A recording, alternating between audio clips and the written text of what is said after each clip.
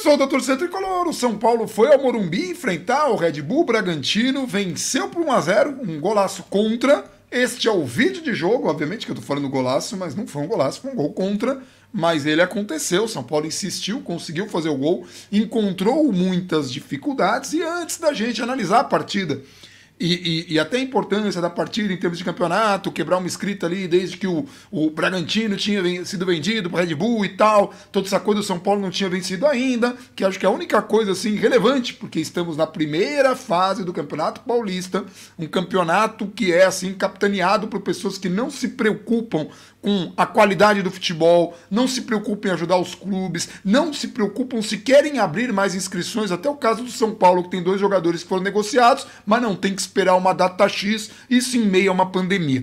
O São Paulo conseguiu fazer aí a lição de casa, o Crespo teve oportunidades de fazer algumas variações, de testar algumas coisas, e o que me preocupa, antes de passar a bola para o Gabriel, uma coisa que eu falei no pré-jogo e que deve entrar no cortes, é que o São Paulo repetiu 10 jogadores, só não o Igor Gomes, que o Luan entrou no lugar dele, depois o Igor Gomes acabou entrando, então praticamente 11 jogadores que jogaram a menos de 48 horas estavam em campo hoje, o que é assim bizarro. Infelizmente tivemos uma baixa, o Luciano acabou se machucando, vamos torcer para que não seja nada grave, mas assim, me preocupa muito, porque o primeiro jogo, que era a estreia, era uma equipe mais frágil. São Caetano, a gente falou aqui. O São Paulo poderia ter ido com uma equipe mesclada, com uma equipe reserva, com uma equipe... E, de repente, colocar titulares hoje, reservas contra o Guarani, titulares contra o Palmeiras e ir para a Libertadores, talvez, com um pouco mais de segurança. Eu não sei exatamente como é que a galera está fazendo o planejamento, mas temos uma equipe técnica nova e o São Paulo incorre nos erros que cometia nesses últimos 10 anos e que cometeu com diferentes técnicos. Rogério Ceni, que agora no Flamengo roda elenco no estadual, usa o elenco para achar jovens. A gente cometeu com o Dorival, que não deixaram o cara fazer. A gente cometeu com tudo quanto é técnico que passou. E todos esses erros que tivemos nos últimos 10 anos custaram caro em algum momento para frente no campeonato. E por isso que é muito difícil a gente falar isso aqui, porque a gente fala isso agora, isso só vai acontecer lá na frente, e lá na frente ninguém vai mais lembrar, ou um jogador que cai de desempenho, não chega a lesionar, mas o desempenho dele cai, vira um bode expiatório, a gente manda o jogador embora, ele vai explode em outro lugar, joga bem e tal, e a gente fica sem entender por quê. Então, esse jogo é um pouco do resumo do que São Paulo vem fazendo e vem errando. Pode dar certo? Pode, mas é muito do acaso. É como você chutar a bola para qualquer lado, torcer para ela pingar e cair no gol. Pode acontecer uma vez, mas não é um momento para você se vangloriar, como aconteceu em 2012, que já foi ali o acaso, aquele título da Sul-Americana. Dito tudo isso, vitória veio, São Paulo venceu. E o que você viu aí, Gabriel? Porque o São Paulo teve muitas dificuldades, teve que testar muita coisa. O Bragantino chegou algumas vezes a ameaçar ali o São Paulo e foi um jogo bem truncado, né? Foi. Antes, só para complementar isso tudo que você está falando, a gente acabou passando muitos vídeos falando da mesma coisa e hoje eu percebi que isso tem uma maneira muito mais simples de ser resumida. Então, é uma simples pergunta, não precisa ficar entrando em muitos aspectos, não. Em quais grandes ligas do mundo, ou ligas médias, ou até ligas pequenas do mundo, os jogadores jogam 2 jogos em 48 horas, 2 jogos competitivos em 48 horas. Qualquer liga, assim, minimamente razoável, assim, uma liga média no futebol mundial, segundo plano, terceira prateleira que seja, qual é o time que joga? Porque, assim, os jogadores lá têm férias de mais de um mês, tem pré-temporada longa, então em teoria eles também estão sem ritmo de jogo, e eu não vejo nenhum campeonato botar jogo em 48 horas, então assim, não me parece que ritmo de jogo seja uma desculpa para os caras jogarem em 48 horas, então se alguém conseguir me passar que liga é essa que os jogadores jogam sábado, segunda, os mesmos jogadores ainda, né, nem jogos diferentes. Quando isso aconteceu com o Liverpool mandou o time inteiro pro Mundial, meteu um time sub-23, tomou de 4 da Aston Villa e foi eliminado da Copa.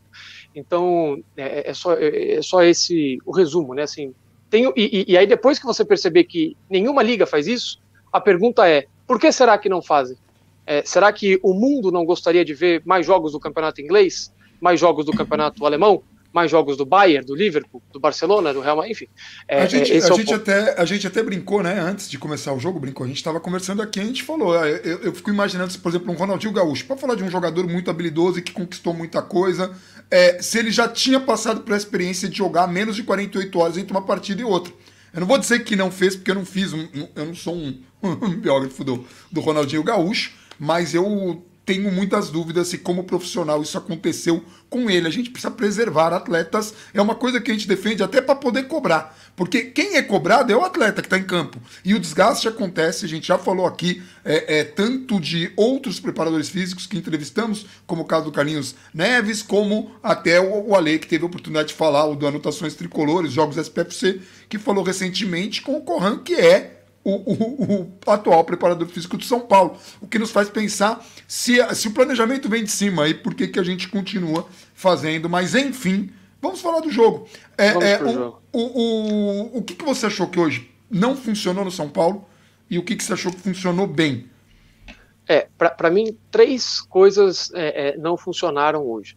Uma delas vai ser resolvida com o passar do tempo e aí o trabalho do Crespo sendo desenvolvido, que já aconteceu no jogo contra o São Caetano e já aconteceu em alguns outros jogos antes da parada, a lentidão do São Paulo na construção de jogo, porque, de novo, isso não é o padrão do Crespo. O Crespo não gosta dessa demora, não é para a bola chegar no zagueiro, o zagueiro dominar, parar, olhar e troca passe, a bola vai lenta, não é o estilo de jogo do Crespo. E aí a gente, assim, no primeiro tempo, só um parêntese rápido, no primeiro tempo apagado, porque aí você tem a questão física, obviamente, e você tem a questão do outro lado ter um time muito qualificado, que é o caso do Red Bull Bragantino, não era o time de São Caetano, a diferença é muito grande.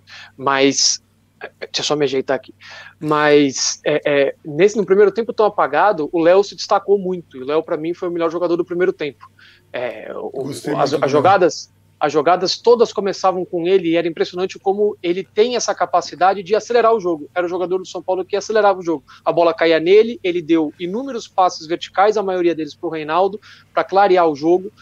As poucas chances que o São Paulo teve no primeiro tempo ou foram partindo do Léo, e depois a gente chega no gol, que também parte do Léo, ou foram de erros individuais do Bragantino, que teve 3 erros pelo menos, 2 caíram no pé do Pablo, os 3 no fim da jogada caíram no pé do Pablo, que não foi bem hoje.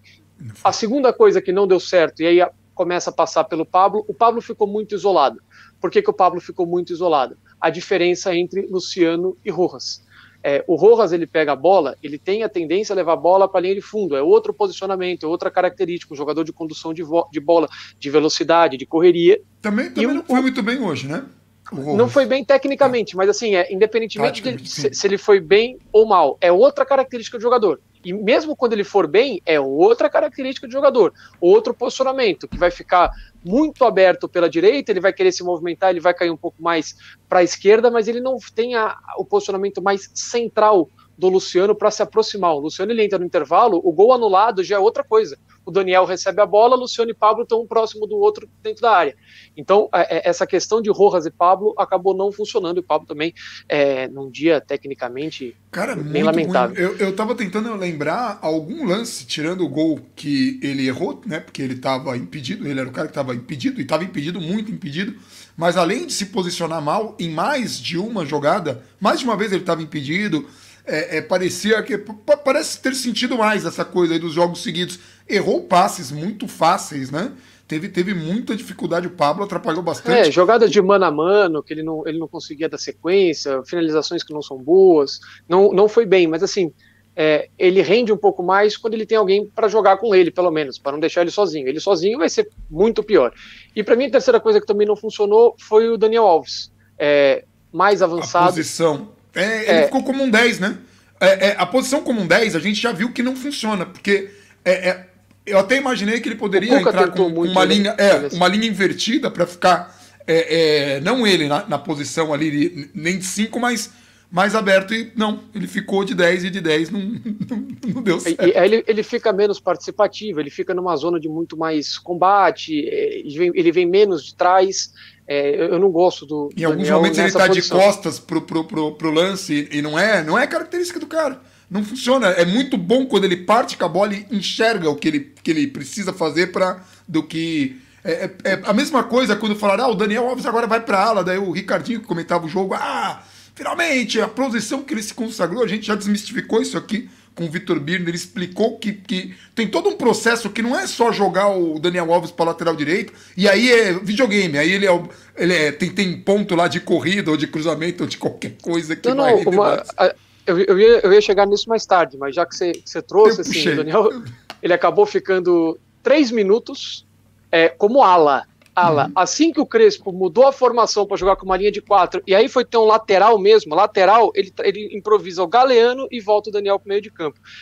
O Daniel como ala, ou como um jogador aberto mais avançado, ele jogou inúmeras vezes ano passado, inclusive muitas vezes quando o Tietê entrava, e o Tietê ficava de volante com o Luan e o Daniel jogava aberto. Na estreia do São Paulo no Campeonato Brasileiro, o São Paulo ganha de 1-0 o gol do Daniel Alves contra o Fortaleza, ele jogou aberto pela direita. O jogo em que ele quebra o braço contra o Atlético Paranaense, o São Paulo amassa o Atlético Paranaense no segundo tempo, depois do primeiro tempo ruim, ele joga aberto pela direita, ocupando 100% aquela região do lado direito do campo.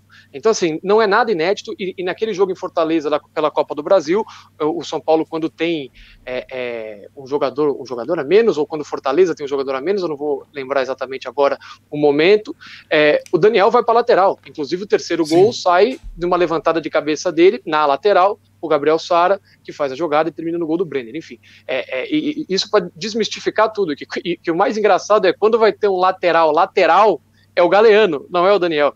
Então um pouco mais engraçado. E isso na visão do Crespo. Porque assim, daí você faz uma leitura, o Crespo conversou com o Daniel Alves, mas não de jogar na lateral nem nada. Conversou e o Daniel Alves falou, tô preparado para jogar em qualquer posição. Porque estava tendo uma polêmica. Não parece que o Crespo chegou e falou, olha que eu vou te colocar na lateral, sabe? Aí as pessoas criam essa questão. Mas o Daniel teve... a narrativa. Mas assim, ele avançado não funciona. Que funcionou para mim, Luan funcionou bem num jogo específico contra o Bragantino. Contra o São Caetano, era sabido que o São Paulo seria quase um ataque contra a defesa. Não tem necessidade do Luan. Contra o Bragantino, você tinha o Claudinho, além de pontas com muita qualidade. Os pontas vão ter que ser neutralizados pelo sistema de jogo, o combate com o Léo, o combate do outro lado com a Arboleda, a recomposição de Reinaldo e Igor Vinícius, mas o jogador que fica rondando ali as costas dos meio-campistas para cair de cara para a defesa é o Claudinho. O Luan não deixou o Claudinho jogar. E não deixou ele jogar assim, não é nem que você percebe isso no jogo, porque o cara dominou a bola e o Luan desarmou o cara. O Luan anulou o cara nem recebia a bola. E aí, obviamente, não é só o Luan, é todo um sistema de marcação, mas passa muito pelo Luan também, para o cara não ter conseguido nem aparecer no jogo em algum momento. Então, assim, isso foi um acerto da visão do Crespo pro jogo específico de hoje, né? Foi até uma coisa que o PVC falou, né? Que do Claudinho não ter jogado, do Luan ter marcado, e aí ele fala assim, tem que ver uma coisa, o São Paulo tá com uma repetição de 10 atletas com menos de 48 horas e o Bragantino não. A gente até comentou isso no pré-jogo. O Bragantino teria que pagar uma multa para colocar o Elinho. Fazia sentido pagar essa multa? Não fazia. Tanto quanto não faz sentido o São Paulo forçar tanto a barra nesta fase. Quando a gente fala de forçar tanta barra, lá contra o São Caetano, podia colocar a molecada. Aí esse jogo, coloca um time pra gente já sentir um pouco, hoje até ok, jogar, mas se tivesse feito a lição de casa no sábado. Aí contra o Guarani, descansa de novo. Contra o Palmeiras, em função do moral, em função da cobrança da torcida e tudo, coloca um time mais titular. Eu ainda tenho dúvidas. E daí Libertadores, que Libertadores? Libertadores é Libertadores. Libertadores muda a vida de um cidadão. É outro patamar de campeonato. A gente já falou aqui, aliás, o Birner resumiu isso da melhor forma possível. A gente está citando bastante o Birner hoje, que é a taça de gelo, né? Mal acabou o campeonato, ela já derreteu. Você perdeu 2 jogos, perdeu um clássico, o treinador já foi embora como fracassado, já quer mandar tudo quanto é jogador, e assim é a vida, né? Mas o gol saiu do Reinaldo. Do Reinaldo não, o gol foi contra. Mas assim, cara, que azar do goleiro. Tipo, ele rebateu, a bola bateu no zagueiro e eu não quero saber se é gol contra ou não. Mas a construção foi muito boa. Foi muito Começa boa. Foi muito no Léo, que acelera, faz um passe vertical muito bom, a bola chega no Reinaldo. Aí tem a participação do Luciano, na posição do Luciano, que o São Paulo ainda não tem e que eventualmente numa ausência do Luciano, o Éder talvez consiga fazer isso. Hoje foi legal para a gente ver Éder e Luciano, porque em teoria não são jogadores complementares, mas aparentemente se mostraram que dá para jogar. Cara, era se essa o Luciano não expectativa. se machuca, o Éder não se atrapalha. Porque o Éder se atrapalhou muito esperando que o Luciano corresse. Tô falando agora do lance final Sim. da partida. E aí, quando ele não vai, porque a cabeça do jogador já tá, né? Você já tá naquela e ele perde o lance, uma pena. E o Éder tá longe da melhor forma física, assim. Ele tem jogado ali 30 minutos, 40 minutos, numa 30, vai. Ele entrou com 17, se eu não tô enganado. Ele termina o jogo esgotado. Aconteceu a mesma coisa com o São Caetano. É um jogador que vai entrando gradativamente. Eu imagino que quarta-feira ele deva jogar entre 45 e 60 minutos no máximo. Não passa disso. Acho que nem tem condição. E é até bom você ter falado, porque nesse aspecto, acerto de colocar o cara só um pouco, sabendo, avaliar. Entendam, gente, a gente não tá falando assim que tá tudo errado, tem muita coisa, tem muito acerto na chegada do técnico, no trabalho do técnico, nas ideias do técnico, tem muita coisa a se elogiar desse São Paulo. Principalmente isso que o Gabriel tá falando da movimentação, quando a parte do time se movimenta sem a bola, que engana o adversário. Na construção do jogo do Rodrigo Nestor, lá no primeiro jogo, a gente falou isso. Hoje, a mesma coisa nesse lance. O passe vertical do Léo, que parecia passe de videogame, quem joga videogame ali é o botão de cima, né? Pra quem enxerga os botões como cruz. Pra mim é Y, mas pra galera mais é triângulo mesmo, né? Foi aquele passe assim que funciona e o Reinaldo cobrou, cruzou e funcionou. Mais divertido foi que o Crespo, outro bom recorte do André Hernan, que o Crespo perguntou como é que é autogol. Porque o Crespo tá se esforçando muito para falar bem o português e ele tá bem, cara. Hoje ele aprendeu mais um termo, gol contra. Tá aí, quase que chegou agora, já aprendeu. Não, e o próprio gol, assim, só para complementar, você tem o Luciano recebendo a posição dele, a infiltração do Éder, que me parecia até um pouco avançado, ele sai da jogada, a defesa para e você tem a ultrapassagem do Reinaldo, que agora tem ainda mais liberdade nesse esquema do Crespo para explorar os pontos fortes que ele tem, que passam longe de ser a marcação, e ele chega cruzando, e até o cruzamento dele é interessante, porque assim, o Éder não é alto, e nem é um grande cabeceador, nada disso. E o Luciano estava armando a jogada. Então o Reinaldo, mais de uma vez, ele fez ele não faz o cruzamento balão, o cruzamento alto, ele faz um cruzamento rápido, para tentar uma antecipação, para tentar até o que aconteceu. O goleiro tromba com o zagueiro vai cruzar e vai cortar e joga para trás. O Daniel Alves bateu uma falta hoje muito boa, aquele lance do Igor Vinícius na lateral do campo. Ele bate a falta vai indo entre o zagueiro e o goleiro. É muito difícil para o zagueiro cortar essa bola. E o Reinaldo fez isso muito bem, o goleiro cortou, aí a bola ele tem que rebater para dentro, se ele for rebater. E aí você pode acertar um zagueiro, você pode deixar a bola para o atacante, você pode deixar a bola para quem vem de trás fora da área.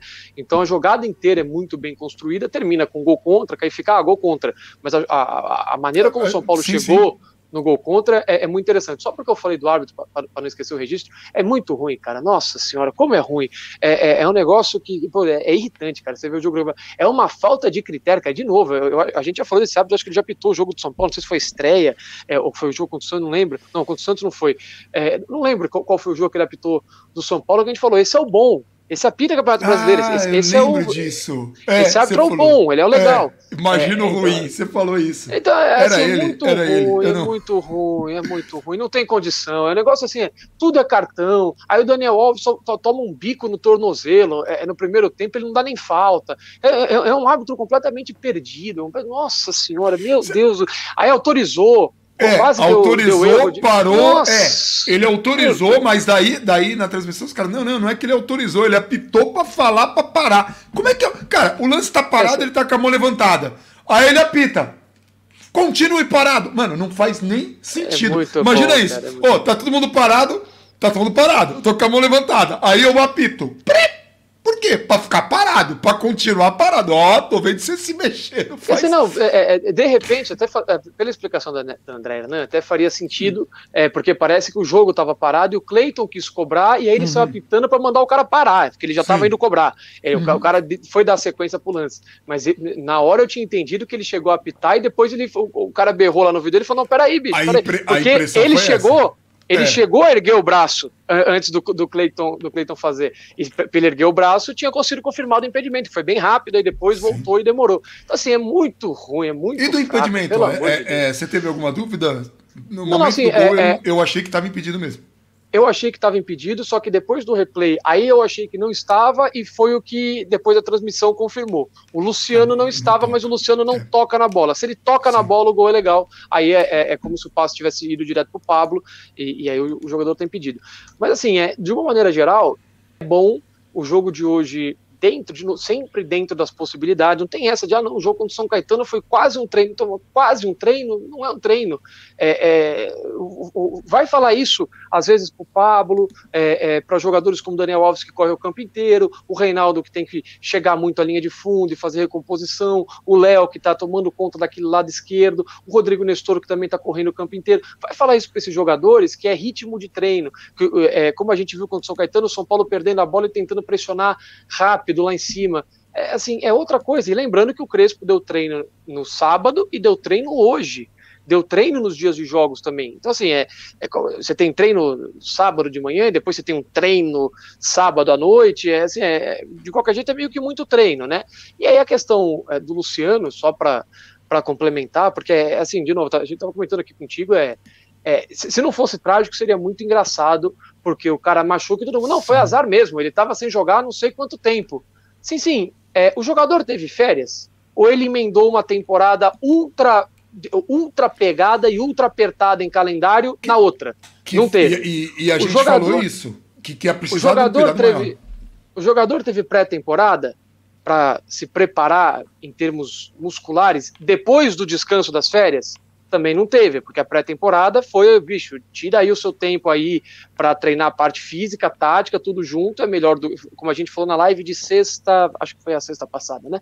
É melhor do que o que tinha, mas passa longe do seu ideal, é menos do que qualquer outro treinador de São Paulo teve nos últimos tempos. Foi ótimo, o Crespo conseguiu dar uma cara pro time do que jogar toda hora de uma temporada para outra. Receber os jogadores novos, pra gente foi muito bom. Mas não é o ideal. E o principal de tudo o cara ficou sem treinar acho que os últimos 2 ou 3 dias, o cara chegou de viagem hoje. O cara hoje estava pegando voo de Goiânia para São Paulo.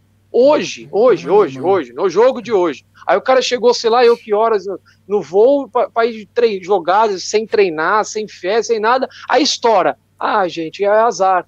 É sempre azar. Em 2016 foi azar, em 2017 foi azar, o Everton foi azar, depois de voltar de contusão corrido. É sempre azar. Tietê e Pato caindo de desempenho em relação ao jogo contra o Botafogo na estreia do Campeonato Brasileiro, na estreia dos dois. E o jogo contra o Atlético Mineiro, até a parada da Copa América, também é azar. O São Paulo, ele dá muito azar. O Luciano, ano passado, estourando contra o Corinthians, aí voltando correndo contra o Grêmio, indo jogar 3 dias depois contra o Fluminense, sendo que vazou até áudio do cara, eu tava sentindo uma dorzinha aqui, mas aí eu fui pro jogo e doeu mais. Pô, cacete, cara, é muito azar, todo ano é azar. Aí ele não joga na estreia da Libertadores, aí tem que ir com o Éder sem estar preparado fisicamente, 100%, né? Tem que ir com o Rojas, que muda completamente a função do time, aí você perde um jogo, empata um jogo, não faz um jogo legal, vagabundo, o time não sei o quê, tem que voltar para jogar mesmo. É todo ano. O São Paulo tá 6 anos dando azar. É muito azar o São Paulo, é um negócio, ele tá fazendo a mesma coisa, tá dando o mesmo problema e azar. E antes que alguém fale se a gente é fisiologista, a gente já conversou com o fisiologista, a gente já entrevistou o fisiologista, o Alê entrevistou o preparador físico atual do São Paulo. Sabe o que é pior? Tem descrição disso na biografia do Guardiola, tá lá escrito a questão da preparação física, mas todo mundo é maluco. O certo no Brasil... Sabe o que é pior? É que a gente fala, acontece, e as pessoas ainda ficam, mas não foi por causa disso. Não, o que vocês falaram foi outra coisa. Aqui foi. E assim, é muito surreal. De novo, o São Paulo é aquele menino que chuta errado a bola. O cara tá tentando ensinar pra bater, como é que é bater chapa, como é que é bater peito de pé. O cara bate de um jeito todo torto. A hora que faz um gol, fala lá, tá vendo? Mas ganhou o jogo. E não funciona isso, cara. Num jogo você precisa que o cara bata certo na bola. Ou seja, o São Paulo precisa começar a trabalhar certo para aumentar as chances de título. Bateu na trave porque o time tem. O São Paulo tem um bom elenco, tem uma camisa pesadíssima, mesmo na crise é uma camisa pesadíssima. Tem ainda muito respeito de adversários internacionais. Então assim, eu quero pensar que a Libertadores seja prioridade, sim. Eu quero pensar que a Copa do Brasil seja prioridade, sim. Porque brasileiro vai ser complicadíssimo. A gente tem um Atlético Mineiro aí muito reforçado, apesar de ter perdido do Cruzeiro. A gente tem aí adversários como o Flamengo, como o Palmeiras, que estão muito à frente em termos de elenco, em termos de falta de pressão e tal. A gente tem desafios. E sim, encarar o Campeonato Paulista com seriedade. Encarar com seriedade é justamente rodar as peças no momento que você pode, é descobrir jogador. Eu quero saber, quando que a gente vai descobrir jogador? Quando é que a gente vai descobrir um garoto? Porque se não é para colocar num jogo contra o São Caetano, vai colocar quando? Contra o Corinthians? Vai colocar contra o Flamengo, o Palmeiras? Contra o Flamengo? Exato, como a gente fez com o Wellington. Então, assim, ele tinha jogado acho que uma vez ainda antes, mas tudo bem. 45 minutos no Campeonato Paulista. Então, assim, é muito pouco. Por exemplo, a galera fala, o Volpi não tá bem. Tá. Hoje não teve nada, no último jogo falhou no gol. O Lucas Peck tá melhor que ele? Não sei. Mas, olha, contra o São Caetano, seria legal de saber. Ele podia jogar contra o São Caetano, jogar contra o Guarani. Colocava o Volpi, que é o titular. Hoje, colocava contra o Palmeiras, na estreia da Libertadores. Então, assim, são coisinhas, pequenos ajustes que a gente cobra porque a gente quer mais qualidade. A gente quer que São Paulo realmente comece a acertar nisso. Do jogo, tinha mais alguma coisa que você... Duas coisas... Não, duas coisas rápidas do jogo. A gente falou do Léo, falou do Luan. Foi a melhor partida do Bruno Alves em muito tempo, muito bem nas coberturas, em cima dos lances, não chegou atrasado, não foi driblado facilmente, não estava perdido na marcação. Agora você falou, firme. O Arboleda também foi bem, inclusive no final do jogo. E a segunda coisa, o Arboleda pelo alto, Bruno Alves na cobertura, e o Léo, inclusive no mano a mano com o Arthur, e na construção de jogo, os três foram muito bem, e o Luan contra o Claudinho. Hoje, para mim, foram os principais destaques do São Paulo estiveram ali no meio de campo para trás, bem claramente. O Luciano e o Éder entraram muito bem, mas assim, tem muito mais a ver com a característica deles, com a construção de jogo do time, do que especificamente com um jogo individualmente brilhante de cada um deles. E para finalizar, só ressaltar essa mudança, a gente falou do Daniel Alves, mas a mudança do Crespo. O Crespo chegou a berrar na lateral do campo, uns 3, 4, 5 minutos antes do Hernan dar a informação, ele coloca o Galeano em campo e grita, 4! E aí o Galeano entra como lateral, Arboleda e Bruno Alves formam a zaga, o Léo abre pela esquerda, Reinaldo avança, fica no meio de campo com Luan e Daniel Alves, Igor Gomes abre, vamos ver se o famigerado empresário dele vai reclamar, terminou o jogo marcando lateral, jogando aberto pela direita, e na frente Luciano e Éder.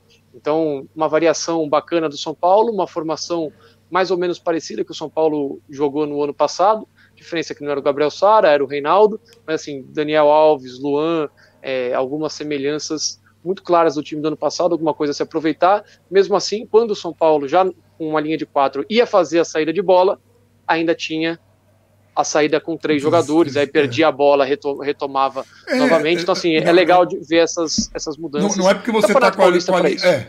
Então, não é porque você está numa linha de 4 que em alguns momentos você não vai ter comportamento do 3-5-2, a saída ali, depois você vai recompor. Essa é uma característica muito legal mesmo do Crespo, de fazer essas mudanças. Eu tenho, assim, me traz muita esperança o Crespo. O cara tá levando muito a sério essa oportunidade de trabalhar, como ele mesmo falou, num clube com a grandeza do São Paulo. Vamos torcer para que o Luciano não seja nada grave, para que ele seja devidamente, que ele tenha tempo de se recuperar, para que não aconteça uma precipitação, como a gente comentou do ano passado, que ele poderia ter voltado, da temporada passada, né? Foi ano passado, né? Que ele voltou apressadamente contra o Fluminense, de repente foi um erro ali, e vamos torcer para que o São Paulo comece, né? Agora, contra o Guarani, a gente vê um monte de garotos, vê o que o Crespo tem ali, né, para esses garotos, e depois é clássico contra o Palmeiras, que é sempre muito complicado. É isso? É isso. E aí, e boa vitória.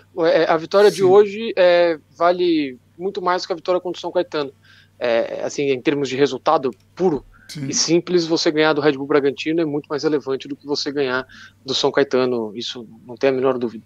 E mesmo independente do resultado que aconteça com o Guarani, também o Red Bull Bragantino é uma equipe mais robusta. Amanhã não tem live, porque hoje teve jogo, e quarta tem jogo, porque nossa, tá difícil. Então, talvez a live seja na sexta. Sexta tem São Paulo e Palmeiras. Você quer trocar pela live? Não, então... Nossa, tá bem difícil. Então, no sábado, a gente faz uma live no sábado. É pra dar ritmo de jogo, Ou sábado, domingo, mas a gente deixa lá. Vai indo. Tem que ver se não vou enfiar um jogo domingo, eu não sei. Aí São Paulo, metade viaja pra Lima, metade joga, não sei. Aí depende da federação, aí eles fazem o que eles querem.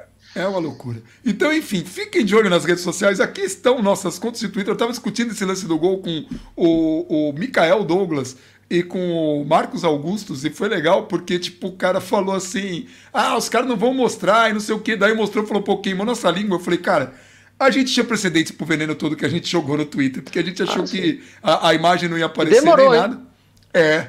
Demorou. E o Maguila Camafeu, ele falou, comentário do ano passado, forçou o Luciano, pra mim e pra você lá no Twitter, depois a gente responde também, mas um abração pra galera que interage no Twitter, que é uma rede social que a gente gosta muito ali do tete a tete. Então, a gente encerra agora, um abração pra todo mundo, e como a gente sempre diz, vamos São Paulo.